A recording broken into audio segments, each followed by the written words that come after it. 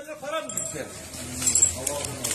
5,5 milyar lira para mı gitti? Sonra tezgahımı sattım. Elektrik, su verildiği halde... Başkanım dedim, sana şikayetçiyim ben dedim. Şikayetçiyim senden dedim. Herkes duysun. Şikayetçiyim. Benim sonunda tezgahımı geri koysunlar buraya. 4, şunlar yatırdığım evraklar. Tapum nerede? Belediyede tapum, dükkan yazıyor. Dükkan yazıyor vekilim. Dükkan yazıyor. Peki ben şu kadar maliye evrak bilgilerini, belediye evrak bilgilerini ben iş yerine için yatırdım. Sonunda rezervasını biliyorsun. Yok. Ama sesimi sen duyuracaksın vekilim. Bunu duyuramaz ya. Ses getireceğim.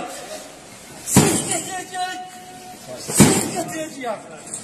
Ben böyle istiyorum. Benim torna tezgahımı geri alacaksın sen. Ben burada mağdurum. Günahın bir sana değil, Günahın aynısını başkalarına şey yaptım. Ben senden şikayetçiyim dedim. Şikayetçiyim. Vatandaş olarak da torna tezgahımı geri istiyorum. Kim? Kameraya çekin. Bir yetkilisi istiyorum abi. Tamam. Sakin.